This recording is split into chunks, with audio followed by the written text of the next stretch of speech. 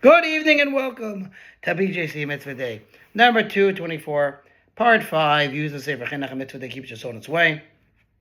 The prohibition to steal anything of value, as opposed to the prohibition to kidnap, which was in the Ten Commandments. There's a different mitzvah, different prohibition. This prohibition applies in every location and at all times to both men and women. One who transgresses this prohibition and steals is obligated to pay the owner, as per that which is explicitly stated in Scripture and the Torah, the principal plus the standard twofold payment, or the fourfold or fivefold payment as appropriate. We talked about how the punishment is paying double, and if you stole an ox or a sheep, then you have to pay 4 or 5 times if it was slaughtered or sold. Okay. Chinuch states the rule for the standard twofold payment. If one stole a dinner, which is a coin or any amount of money, a garment, a donkey, or a camel, or any such item, he must pay the owner double their value. It emerges then that he loses the exact amount that he intended to deprive his fellow. If he tries to steal $100, he has to pay back $200. The fourfold or fivefold penalty. The rule that the thief pays a maximum of the twofold payment applies to all times other than oxen and sheep. If it's a Jewish refuah shlema.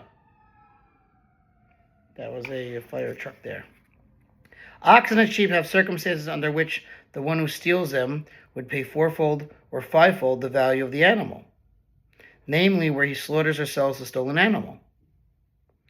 These additional penalties are in accordance with what is clearly expressed in the Torah, a general rule regarding fines. When one pays a twofold penalty, or the fourfold or fivefold penalty for an ox or sheep, he does so only when 2 witnesses testify against him, stating that he had stolen the item.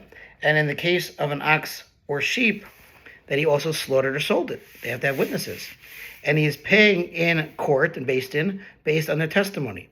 That is, the penalty applies to one whose guilt and liability has been determined by the court based on the testimony of witnesses.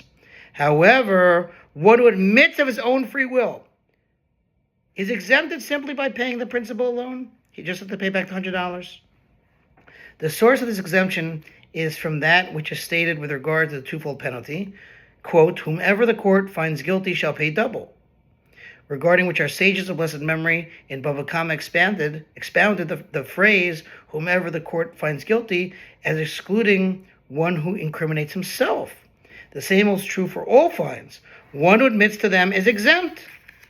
Says the author, I've already written earlier that cases of fines can be judged only in Eretz Yisrael. And that concludes this mitzvah. Thanks for listening to the sponsor feature mitzvah. 36 100 for the gold. Have a wonderful evening, folks.